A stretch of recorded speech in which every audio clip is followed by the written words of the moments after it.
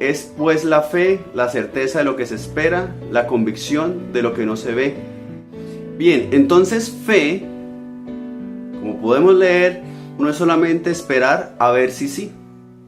La definición de fe es tener la certeza, estar convencido como tal. Es muy parecido a creer.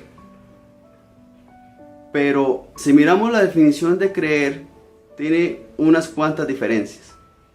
Mirando en el diccionario de la Real Academia de la Lengua, creer se define como tener algo por cierto sin conocerlo de manera directa o sin que esté comprobado o demostrado. Aunque hoy en día no somos de muchos diccionarios, sino más bien de buscar en internet. Entonces, según el diccionario de Google, dice que creer es considerar una cosa como verdadera o segura o pensar que existe sin tener pruebas de su certeza o un conocimiento directo de la misma. Entonces, vemos que son dos palabras que son de pronto muy parecidas. Vemos que son dos palabras que de pronto se nos limita poder diferenciar la una de la otra. Entonces, pero en un sentido práctico podemos ver que hay diferencias reales, centrales, y la diferencia radica en que la fe es espiritual, mientras que creer es un proceso mental. ¿Qué quiere decir eso? O sea, si hablamos solamente de la palabra creer, podemos estar hablando que en definición es sencillamente una acción del pensamiento. ¿Sí? Miramos que es considerar algo o tener algo por cierto, pero personal. Mientras que para Dios, la fe es algo más trascendente. Porque por ella, por la fe, alcanzaron buen testimonio los antiguos. Con Dios la fe es para ponerla en acción. No es solamente tener yo un concepto aquí en la cabeza o algo que yo pienso o creo solamente, sino es algo que yo debo aplicar. Mire, dice buen testimonio, que por la fe alcanzaron buen testimonio, o sea que fueron buen ejemplo, es decir, que fueron una guía para los demás. Notemos que para Dios la fe no es de uso personal. O sea, no es algo solamente que yo tengo y ya, yo tengo fe y listo. No, es algo que también es para que los demás vean. Es algo para que los demás también puedan aprender. Es algo para que los demás también puedan creer. Es algo para que cuando yo aplico, uso mi fe, los demás también puedan aumentar y fortalecerse en la fe. Por la fe entendemos haber sido constituido el universo por la palabra de Dios, de modo que lo que se ve fue hecho de lo que no se veía. Ahora viene un conflicto histórico: ¿la ciencia o Dios? Y algo que cabe aclarar en este punto es que no todos los científicos pelean con Dios, y que Dios no pelea con la ciencia. Y hay muchos ejemplos en la palabra de Dios que podemos encontrar donde Él habla de la ciencia. Empecemos por la astronomía. Dios habla del sol, de las estrellas, para medir las épocas y el tiempo. Dijo luego Dios: haya lumbreras en la expansión de los cielos para separar el día de la noche, y sirvan de señales para las estaciones, para días y años. En otra parte de la palabra de Dios habla de que la tierra es un círculo, conflicto que tuvieron muchos años los historiadores hasta que Cristóbal Colón pegó el viaje desde Europa hasta América. Él está sentado sobre el círculo de la tierra. Las ciencias son muchas, la matemática es una de ellas, y Dios introduce la definición de infinito cuando habla con Abraham y le pide que cuente las estrellas. Y lo llevó fuera y le dijo: mira ahora los cielos y cuenta las estrellas y las puedes contar. Es más, algo que nosotros encontramos en la palabra de Dios es que Dios autoriza el uso de la medicina. La medicina no se opone a Dios. Una persona puede ser sanada de forma milagrosa, pero también puede ser sanada a través de la medicina. Y Dios no se opone a eso. Y tenemos bastantes ejemplos en la palabra de Dios. He aquí yo les traeré sanidad y medicina y los curaré y les revelaré abundancia de paz y de verdad. En la palabra de Dios encontramos, por ejemplo, a Pablo dándole una recomendación a Timoteo para el tratamiento de una enfermedad en el estómago. Pero otro ejemplo que también encontramos en la Biblia es cuando Isaías utiliza un cataplasma de higos, que maceraron higos para tratar la enfermedad de un rey. Y dijo Isaías: tomad masa de higos, y tomándola la pusieron sobre la llaga y sanó. Hay muchos avances científicos descritos en la Biblia. Uno diría, pero la Biblia fue escrita hace muchísimos años, ¿sí? Identificamos que el Nuevo Testamento, que es como lo más reciente, tiene cerca de 2000 años. Entonces la descripción de la tecnología que se da en la Biblia de pronto no es tan clara como nosotros quisiéramos o tan detallada con la tecnología que tenemos ahora. Y del humo salieron langostas sobre la tierra y se les dio poder como tienen poder los escorpiones de la tierra. El aspecto de las langostas era semejante a caballos preparados para la guerra. En las cabezas tenían como coronas de oro, sus caras eran como caras humanas, tenían cabello como cabello de mujer, sus dientes eran como de leones, tenían corazas como corazas de hierro, el ruido de sus alas era como el estruendo de muchos carros de caballos corriendo a la batalla. Tenían colas como de escorpiones y también aguijones, y en sus colas tenían poder para dañar a los hombres durante 5 meses.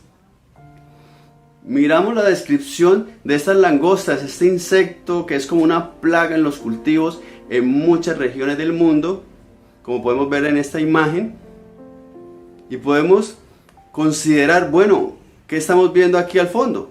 Pues langostas, ese insecto que parece un grillo, un saltamontes que vuela en grandes grupos y consume los cultivos.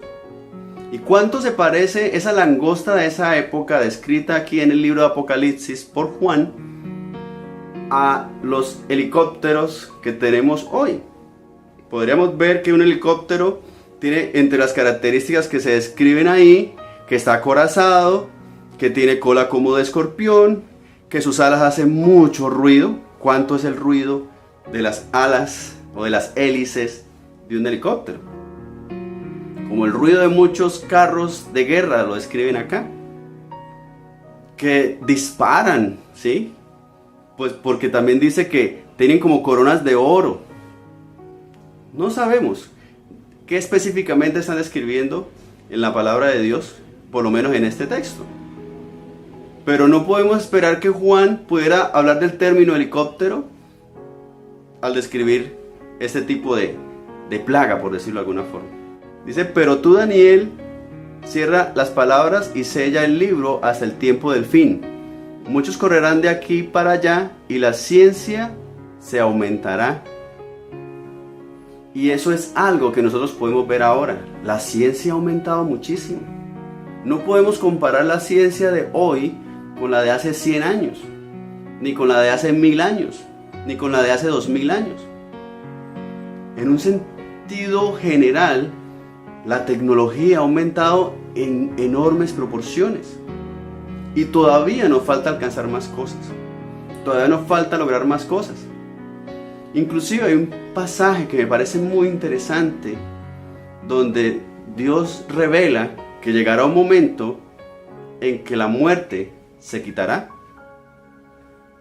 Eso es un proyecto científico, un avance científico enorme, lograr que la gente no muera. Y en aquellos días los hombres buscarán la muerte, pero no la hallarán. Y ansiarán morir, pero la muerte huirá de ellos. Entonces nosotros podemos ver que aunque eso es algo tremendo, ¿sí?, muy seguramente sea un avance científico. Pero ojo, yo no estoy diciendo que podamos encontrar en la Biblia la respuesta a los detalles de todas las preguntas científicas que nos hagamos. Por ejemplo, en la Biblia de pronto no hablan de los microchips. no hablan de las mitocondrias, no hablan del Bluetooth. Pero lo que sí estoy diciendo es que Dios no prohíbe la ciencia. Lo que Dios muestra o enseña es que nosotros debemos cuidarnos de alejarnos de Dios a causa de la ciencia. Nosotros podemos participar en ello, en los avances tecnológicos. Es más, hoy en día todas las personas tienen un teléfono móvil, un celular.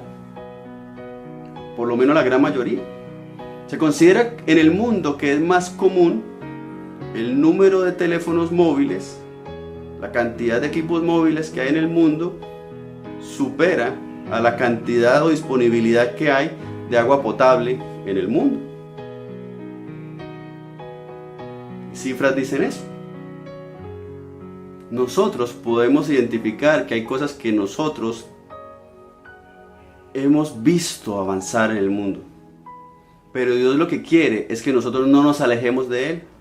Estamos en un momento en el cual esperamos una solución científica a un problema mundial, una vacuna, un tratamiento para un virus, para una enfermedad causada por un virus que tiene confinada a la humanidad en sus casas.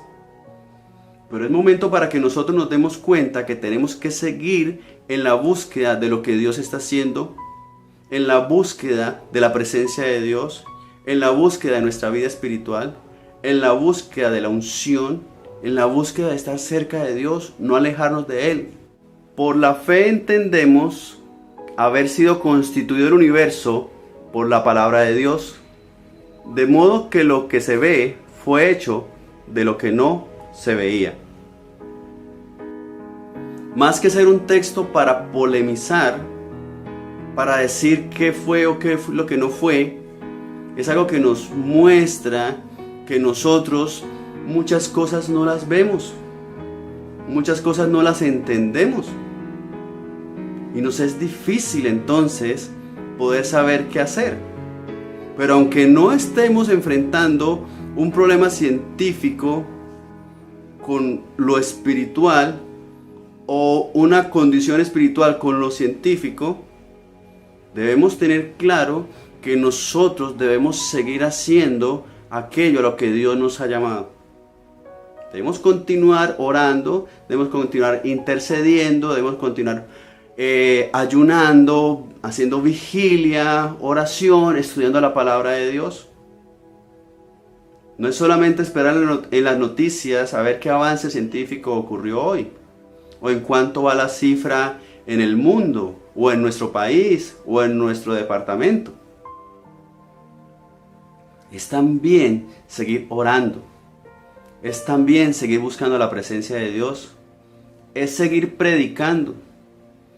¿Cuántas personas gastan horas y horas en las redes sociales y no mandan por un minuto un mensaje a su familia, a sus amigos, a sus conocidos, o inclusive a la gente que no conoce?